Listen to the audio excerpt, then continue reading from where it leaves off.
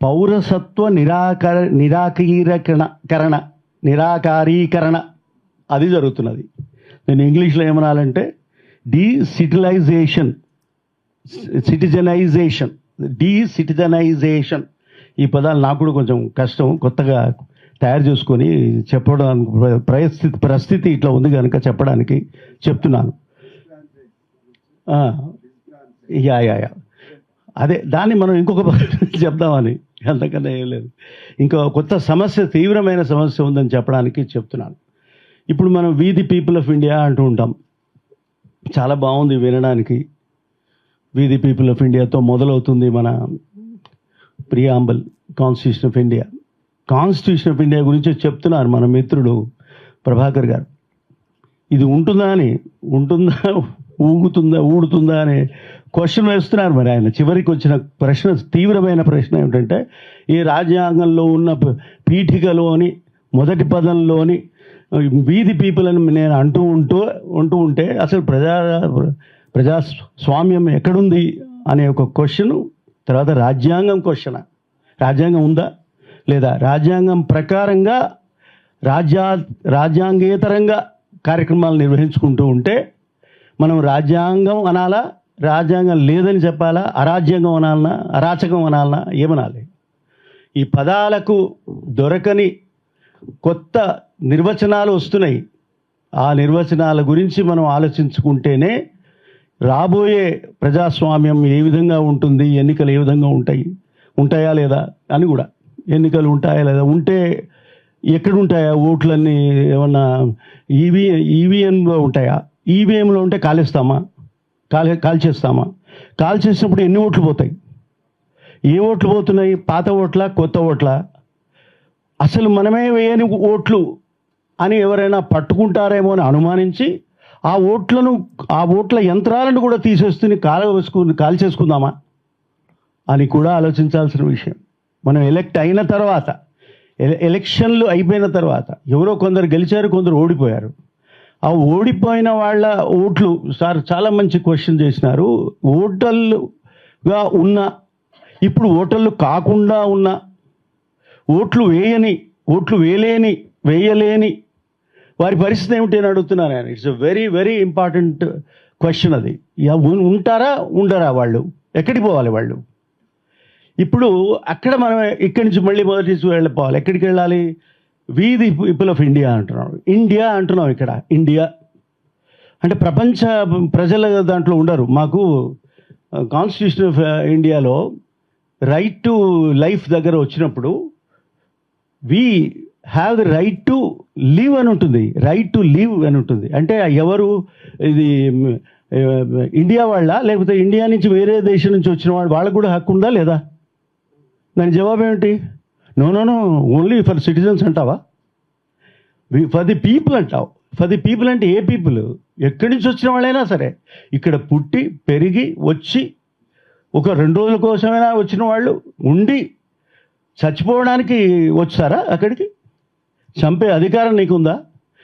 బతికే అధికారం నీకు కూడా ఉందే, నాకు కూడా ఉందే, వాడికి కూడా ఉందే, ఏ దేశం నుంచి వచ్చిన వాడైనా ఉంది కదా అని పక్కన పడేస్తే, వి ది పీపుల్ అనే క్వశ్చన్ యొక్క ఆ పదం యొక్క అర్థం మనకు అర్థమవుతుంది. వి ది పీపుల్ ఆఫ్ ఇండియా అంటే వి ది పీపుల్ ఆఫ్ ఇండియా అంటే నాన్ ఇండియన్ పీపుల్స్కి సంగతి ఏంటి అంటే, మళ్ళీ మీరు ఆర్టికల్ 21లోకి వచ్చిపోస్తాం, అక్కడికి వస్తాం. వచ్చి లేదు, it is the people, every person weather Indian or not, you have right to live అంటున్నాం. వి ది పీపుల్ అన్నాం అని ఇక్కడ చివరికి వి ది పీపుల్ అన్నాం. కనీసం మనం ఇప్పుడు ఎక్కడికి ఆగుతున్నాం, మళ్ళీ ఎక్కడికి ఆగిపోతున్నాం మనం? వి ది సిటిజన్స్ అనే పరిస్థితికి వచ్చింది. వి ది పీపుల్ ఆఫ్ ఇండియా అంటే సరిపోవట్లే, వి ది సిటిజన్స్ ఆఫ్ ఇండియా అనాల్సి వస్తున్నది.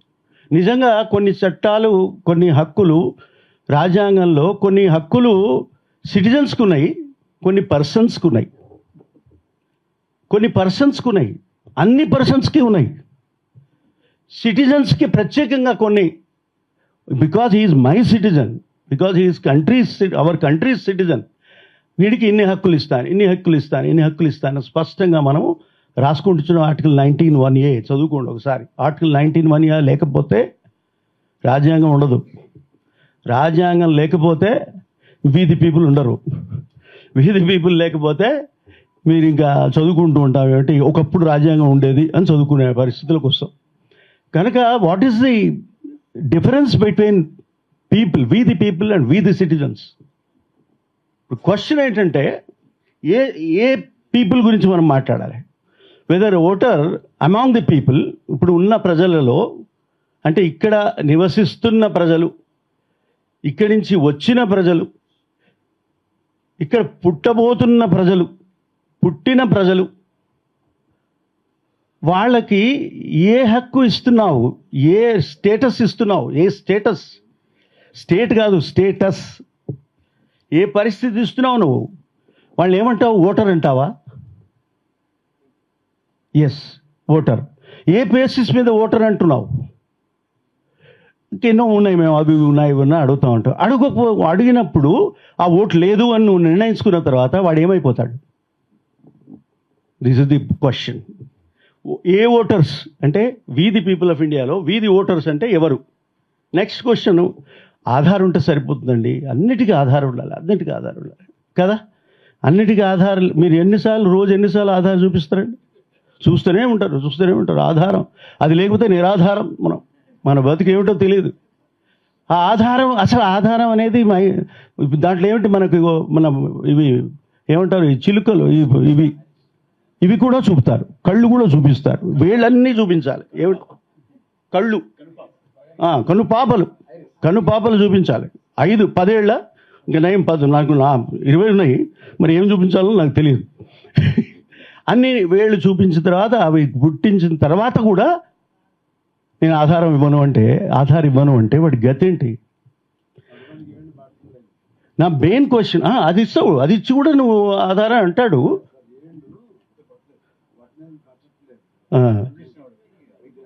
పరిగిపోతున్నాయి అంటే నువ్వు సరే, అది సరే, అట్లా ఏదో రకంగా ఒక ఆధారం తీసుకున్నాం కనుక ఇవాళ నాకు కూడా ఏవో ఇదేమిటి, నీకు అది కొనుక్కోవచ్చు, ఇది అమ్ముకోవచ్చు, ఏదో ఉంటుంది. కానీ ఒకవేళ నాకు ఏదో ఒక కారణం మీద సిటిజన్ ఆధార్ లేకపోతే నా పరిస్థితి ఏంటండి? రేషన్ కూడా ఇవ్వరు, తిండికి ఇవ్వరు. ఇప్పుడు అన్ని సిటిజన్లో కాదు, వాడు సిటిజనో కాదో తెలియదు, ఓటరో కాదో తెలియదు. అటువంటి దశలో ఉన్న వ్యక్తికి నువ్వు ఏమని వాడిని బతకనిస్తావు అనేది ప్రశ్న, ఆధార్ ప్రశ్న. తర్వాత పాస్పోర్ట్ అంటే, మనం పాస్పోర్ట్ ఇక్కడ నాకు లేదు పాస్పోర్ట్, మీకు లేదు, చాలామందికి లేదు. కానీ ఎక్కడికో వెళ్ళినప్పుడు పాస్పోర్ట్ వస్తే సిటిజన్ అంటాడు వాడు. He will say that is a citizen of India అంటాడు.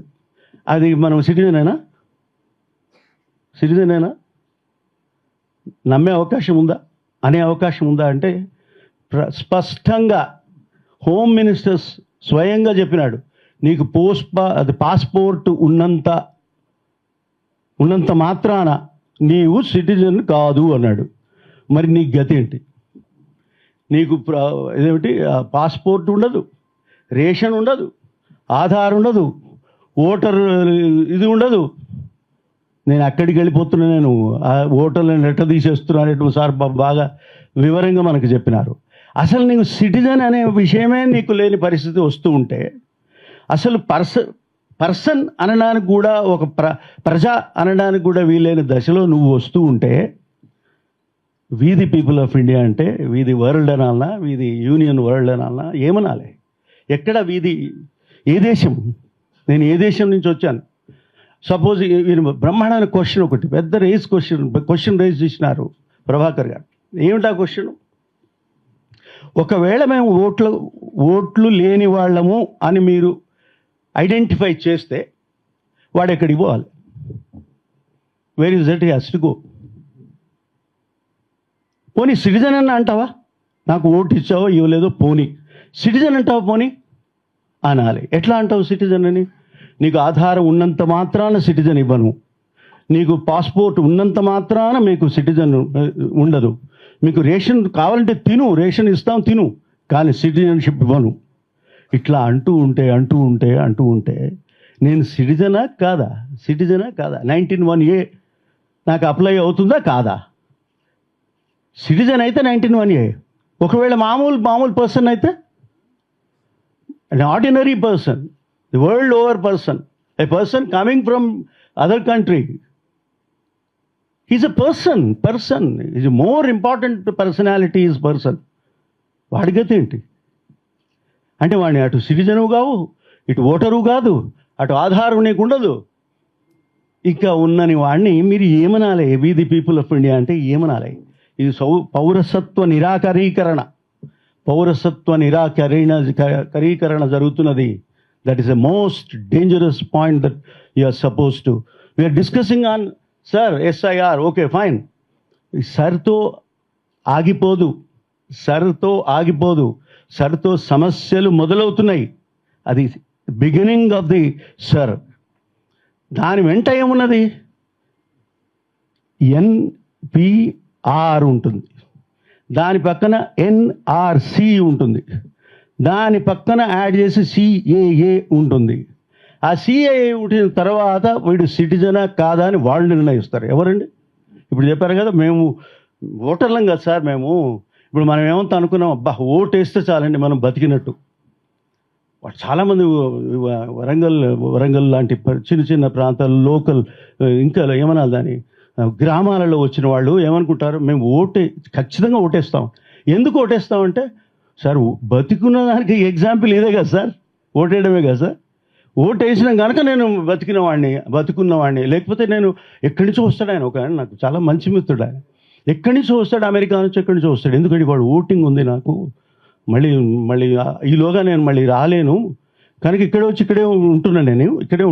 ఏదో 6 రోజులకు 6 నెలలకు నేను వచ్చినా, కానీ మధ్యలో తొందరగా వస్తాను, ఎన్నికలు వస్తున్నాయి కనుక.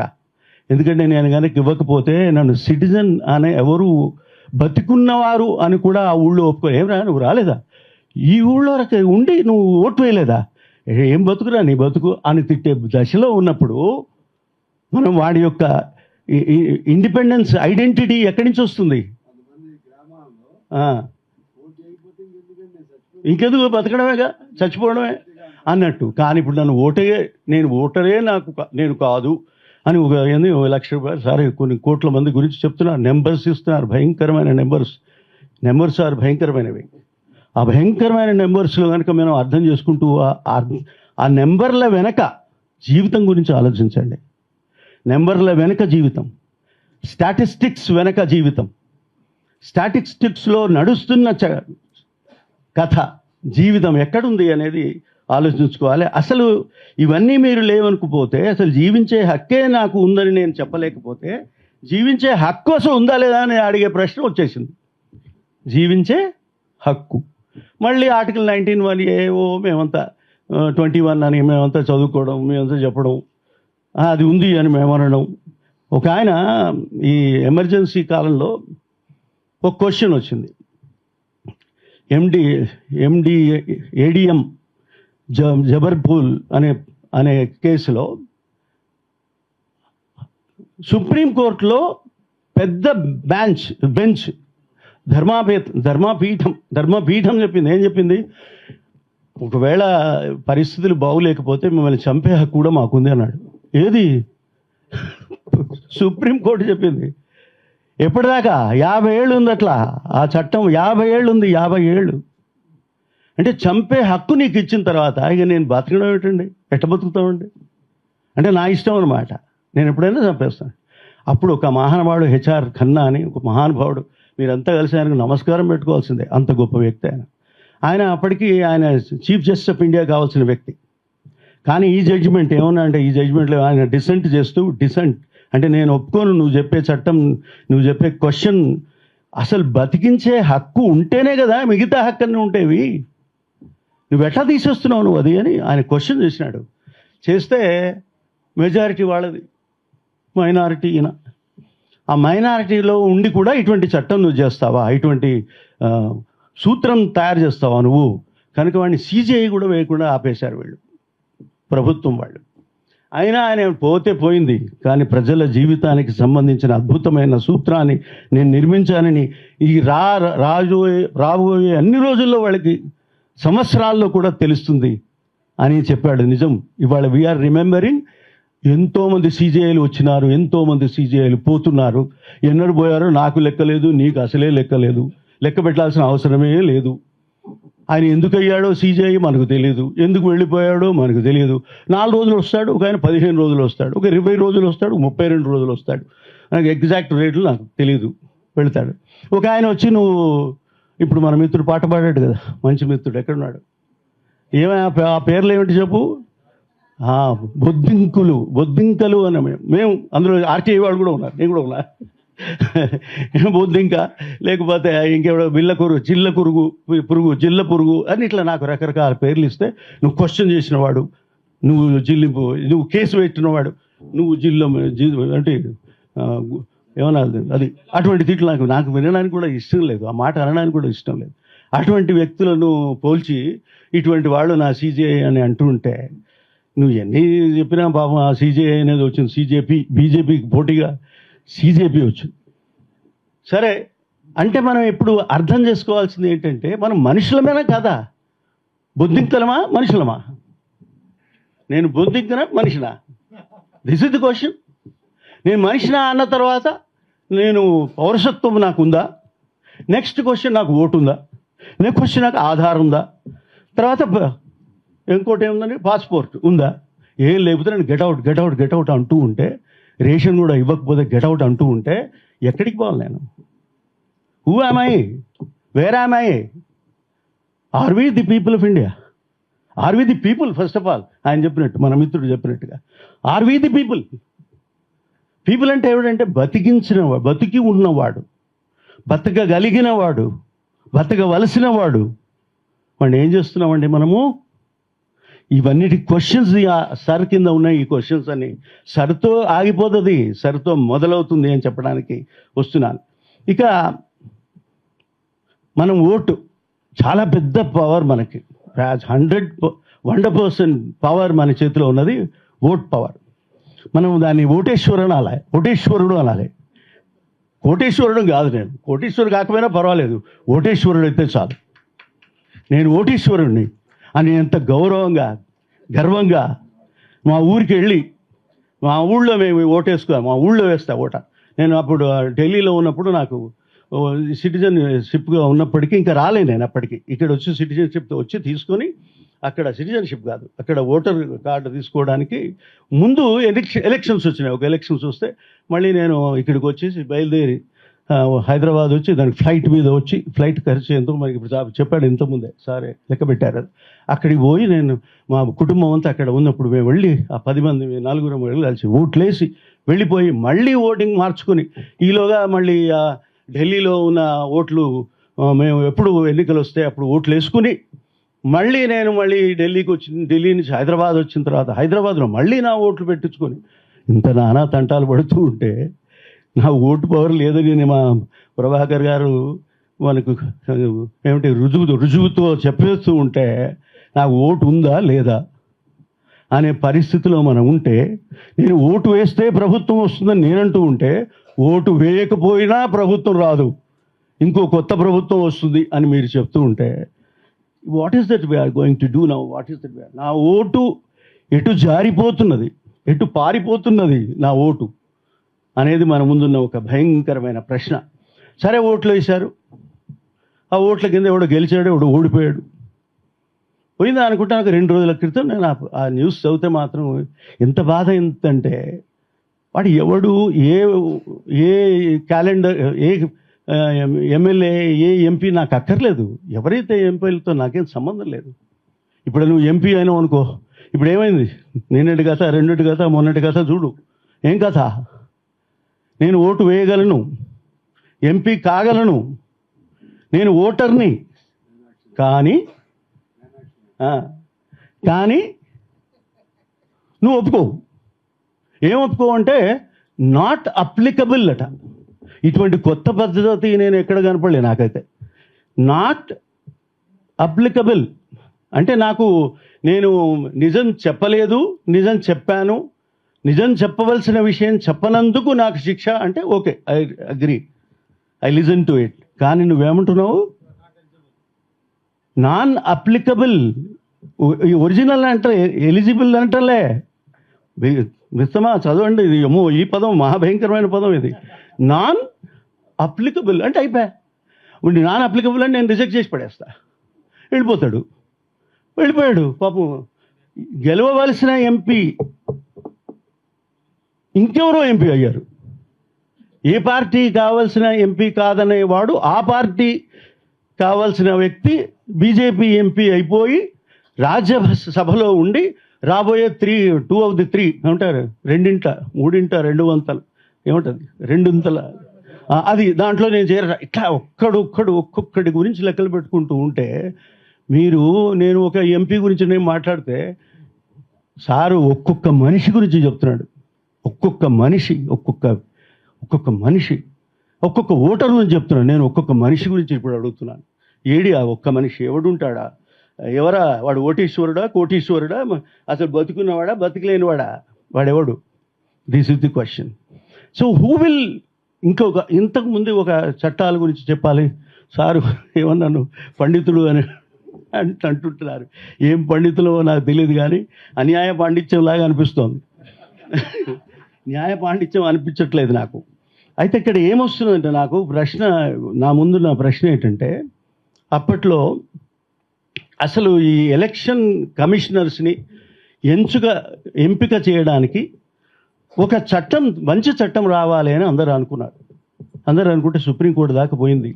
సుప్రీంకోర్టు అవునవును ఇప్పుడున్నది సరిగా లేదు, ఇప్పుడు మన చట్టం తయారు చేసి పెడదాం. ఒక మంచి సార్ సుప్రీంకోర్టు బ్రహ్మాండమైన జడ్జిమెంట్ ఇచ్చింది, చాలా మంచి జడ్జిమెంట్. అప్పుడప్పుడు మంచి జడ్జిమెంట్ చూస్తుంటాయి కదా, వచ్చింది. సార్ ఇంకా కొంచెం యాడ్ చేశారు, ఇంకా కొంచెం జాగ్రత్త పడ్డా నేను. పండితుడు అన్నారు కదా అని కొంచెం జాగ్రత్త. అక్కడ ఏమైంది, ఒక ప్రైమ్ మినిస్టర్, ఒక క్యాబినెట్ మినిస్టర్, ఒక అపోజిషన్ లీడర్, ఒక చీఫ్ జస్టిస్ ఆఫ్ ఇండియా లేదా ఆయన ప్రతినిధి ఉండాలి. అంటే నలుగురుతో మీకు ఎవరిని ఎలక్షన్ కమిషన్ని ఎంపిక చేయాలి అని చట్టం కాదు తీర్పులాగా పెట్టారు. తీర్పు చాలా బలవంతమైంది, చట్టం కన్నా బలమైంది తీర్పు. ఆ తీర్పును మళ్ళీ కొట్టేయచ్చు. ఎట్లా కొట్టేయచ్చు? By parliament you can do that. And do you know what parliament has done? ఏమన్నదంటే ఒక ఎంపీ, ఒక క్యాబినెట్ మినిస్టర్, ఒక ఏమంటారు ప్రతిపక్ష నాయకుడు అంటే ముగ్గురు అంటే ఒకరు ప్రధానమంత్రి గారు పాపం, రెండో వారు ఇంకా వారి పక్కనే ఉంటారు కనుక వారితోనే ఉంటారు. ఇక మూడోవాడు ఎప్పటికీ మైనారిటీ, లైఫ్ అంతా మైనారిటీ వాడు. ఎందుకు ఈ చట్టం? ఇటువంటి చట్టం ద్వారా నువ్వు తెచ్చిన తర్వాత ఇప్పుడు ఏం చేసేది తెలిసిన, అది వరకు మళ్ళీ సవరించారు చట్టాన్ని. సవరించి ఏం చేశారు తెలిసిన, అధికారాలు అన్నీ నీకే ఇస్తున్నాం. ఎవరు? ఆ ఎంపీ గారికి, ఎంపీ కాదు ఆయన పేరేంటి, ఈసీ గారికి మొత్తం పవర్స్ ఇస్తారు. ఏమని? ఈసీలు సిఈసీలు ఇద్దరికి వాళ్ళకి ఇవ్వాలి. ఒక మాట చెప్దామని మీకు చెప్తున్నాను. నేను సెంట్రల్ ఇన్ఫర్మేషన్ కమిషనర్ అయినప్పుడు నేను మన లెవెల్ ఏమిటి అని అడిగాను. నేను ఎక్కడో దాంట్లో ఏముందంటే, you are equivalent to central information కమిషనరే కాదు, you are central election commission సమానం అన్నాడు. అబ్బా, నేను సెంట్రల్ ఎలక్షన్ కమిషన్ సమానం, అబ్బా చాలా గొప్ప విషయం కదా సార్ అని అనుకుంటే, ఇంకొక ఆయన చెప్పాడు, అంతేకాదు ఇంకోటి చెప్పు విను, ఇంకో మాట ఏమిటి, you are equivalent to supreme court judge. అబ్బా, నేను సుప్రీంకోర్టు సమానం అని నేను ఇప్పటికీ చాలా చాలా గర్వంగా. ఏం గర్వం అండి, తీసి అవతల పారేసారు చట్టం, రైట్ టు ఇన్ఫర్మేషన్ తీసి అవతల పారేశారు. మళ్ళీ ఏమన్నా బొద్దింక కింద నన్ను లెక్కలో పడేసి నేను కేసు చేసిన వాడు కూడా బొద్దింక ఇట్లా ఇట్లా చేస్తూ ఉంటే స్వయంగా వాళ్ళు ఏదో చెప్పారు పాపం, ఆయన పొరపాటు ఇట్లా అనాల్సింది కాదు ఏదో అన్నాడు. సంతోషం, ఆ మాట అన్నారు, నాకు చాలా సంతోషం. అంటే ఇక్కడి నుంచి వస్తున్నామంటే ఈ పూర్తి అధికారం వాళ్ళ చేతిలోకి ఇచ్చి, ఎవరికి ఇచ్చినారు? ఈసీకి ఇచ్చేస్తే, ఈసీ నువ్వు చేయలేదనుకో, వద్దలేదనుకో, నేనేం చెప్పిన పాట నువ్వు వినలేదనుకో, జైలుకి పంపిస్తారు. జైలుకి చట్టంలో ఉంది, కొత్త చట్టంలో ఉంది. అంటే ఇప్పుడు మీరు అన్నారు కదా, ఒక ఏమంటారు రిటర్నింగ్ ఆఫీసర్. వాడు ఎవడికి రిటర్న్ అవుతాడో తెలియదు మనకు, ఎటు రిటర్న్ అవుతాడో తెలియదు. ఆ రిటర్నింగ్ ఆఫీసరు పై అధికారి కనుక వద్దని చెప్తే నేను నా డిస్క్రిషన్ ప్రకారం వాడి నేను నాట్ అప్లికబుల్ అని ఇంతకుముందు ఒక చట్టం చెప్పాను, ఒక వ్యక్తి గురించి చెప్తున్నానే, మనుషులతో సంబంధం లేదు అంటే నో నేనేం చెప్పానో అది రాయి, లేకపోతే నువ్వు జైలుకి పోతావు అంటే ఇంకా డిస్క్రిషన్ ఏమున్నదండి. నీ డిస్క్రిషన్ అక్కడ డిస్క్రిషన్ లేదు, ఏమీ లేదు అక్కడ. ఓడిపోతాడు వాడు, ఓడిపోయాడు. ముగ్గురే ఉన్నారు, అందులో ఇద్దరికే స్థానాలు ఉన్నాయి, ఇద్దరు ఎంపీలు అయిపోయినారు. మూడో వ్యక్తి వాడు ఎంపీ కావాల్సిన అవసరమే లేదు. ఎంపీ కావాల్సిన వాడు కాంగ్రెస్ వాడు, అంటే కాంగ్రెస్ గొప్పవాడని కాదు, ఈ సందర్భంలో ఉన్నాడు. వాడిని తీసుకొచ్చి నువ్వు బీజేపీ ఎంపీగా నువ్వు మార్చేసిన తర్వాత ఇప్పుడు 800 ఓట్లకు సంబంధించిన ఓటు హక్కులు ఏ విధంగా అన్యాయంగా పోయినాయో చెప్పండి, లెక్కేసుకోండి. ఆయన గురించి కాదు, ఆమె గురించి కాదు నేను మాట్లాడేది, విషయం గురించి చెప్తున్నాను. ఒక ప్రిన్సిపల్కి సంబంధించిన మాట్లాడుతున్నాను. ఎక్కడుంది ఆ ప్రిన్సిపల్? ఏం జరిగిపోయింది అక్కడ? ఇంత భయంకరంగా మారిపోతున్న ఈ దశలో చివరికి ఇంకొక సందర్భంలో నేను ఇంతకుముందు మనం ఒక సుప్రీంకోర్టు జడ్జిమెంట్ చెప్పా కదా, బతికించే హక్కు ఉందా లేదా? బతికించే హక్కు కాదు, బతకవలసిన బాధ్యత నీకుంది. ఏమండి, బతకవలసిన బాధ్యత అంటే ఏంటి? Your duty, your responsibility. అక్కడి నుంచి ఏమవుతుందంటే ఇప్పుడు మళ్ళీ ఇంకొక పాయింట్లోకి వస్తే, ఇంకొక వెరీ ఇంపార్టెంట్ పాయింట్ చెప్పేసి నేను ముగించేస్తాను. అదేంటంటే, ఒకవేళ ఓటు నాకు ఉంది అని నేను అనుకున్న తర్వాత నాకు ఓటు వేయగలిగిన వ్యక్తి అయిన మనిషి ఎవరా మనిషి? నువ్వు మనిషే. నాకు ఓటరా కాదా? నేనా? చెప్పండి, మీరు ఓటరా సార్? మీకుందా? నాకు ఓటర్ ఉంది, కానీ తీసేస్తే చెప్పలేము. అప్పుడు ఏమంటాడంటే, నీ ఓటు తీయడానికి ముందు నువ్వు ఇంతకుముందు ఈ ఓటు ఎక్కడి నుంచి తీసుకొచ్చావు నువ్వు అంటే, మా తాతగారు తెచ్చారండి, ఆయన ఓట్లు వేసేవాళ్ళండి. మా తాతగారి తర్వాత మా నాన్నగారు ఓట్లు వేశారండి. మీ తాతగారు ఏమంటారు ఓటర్ అని నాకు నిరూపించు అంటాడు. నేను మా తాత సంగతి దేవుడు అడుగు, నా సంగతి చెప్పు మొదలు. నా సంగతి చెప్పు, నాకు ఓటర్ ఉందా లేదా అని అంటే ఐ డౌట్ అన్నాడు. And that is the position boss, not my doubt, not your vote, not my vote, everybody's vote is now doubtful. ఎందుకు తెలుసు? నేను కూడా డౌట్ అని ఏదో ఊరికే తిట్టడానికి చెప్పట్లే, చాలా అందంగా ఉంటుంది మాట్లాడుతూ ఉంటే మీరు విమర్శించడానికి, ఉపన్యాసం చెప్పడానికి బాగుందని చెప్పట్లేదు. ఎక్కడ ఉంది అది? ఇంతకుముందు ఏం చెప్పాను మీకు? 3 పాఠాలు చెప్పే కదా. NPR, NRC, CAA అనే ఈ 3 చట్టాల కిందట ఏం చెప్తున్నాడంటే, ఒకవేళ నువ్వు ఓటర్వో కాదో, సిటిజనో కాదో తెలియని పరిస్థితిలో ఉంటే దాన్ని సిటిజన్ అంటారట. డిఈ సిటిజనైజేషన్ అని అన్నా ఇంతకుముందు. సిటిజన్ అంటే ఏంటంటే డౌట్ఫుల్ సిటిజన్. దాంట్లో రాసుకుంటాడు డి అని రాసుకొని, నలుగురు మనొచ్చిన అంటే వీడు అనవసరంగా ఏవో రాస్తుంటాడు, ఊరికే వ్యాసాలు వారానికి ఒకటి రాస్తుంటాడు, పిచ్చి పట్టి వీడు. ఆయన ఉపన్యాసం చెప్తున్నాడు, ఏమేమో ఒక్కడి దేశం అంతా తిరుగుతున్నాడు ఈయన అని చెప్పేవాడు. నాకు ఓట్లేదు అని అన్నాడు అనుకో, నేను ఓటను రుజువు చేయమనంటే నేను వాళ్ళ నాన్న అడగాల. ఈయన గారు పాపం వీళ్ళ తాతగారి గురించి చెప్పారు ఇప్పుడే మనవాడు. ఆ తాతగారు, వారి తండ్రి గారు, నువ్వు ఎట్లా రుజువు చేస్తావండి? ఎట్లా చెప్పాను మరి? కాదండి, నేను ఇక్కడ రాముడు అయోధ్యలో పుట్టాడండి కనుక ఆయనకు ఓటర్ అండి ఆయన అంటే, వాడు ఉన్నాడా లేదా నువ్వే అంటున్నావు, క్వశ్చన్ చేస్తున్నావు. ఇప్పటికీ డౌట్ ఉంది నీకు. ఇప్పుడున్న వాడికే డౌట్ లేదంటే, నువ్వు ఎప్పుడో రాముడి గురించి నువ్వు డౌట్ మాట్లాడుతూ ఉంటే నా డౌట్ సంగతి ఏంటి? Today everybody is a doubtful citizen.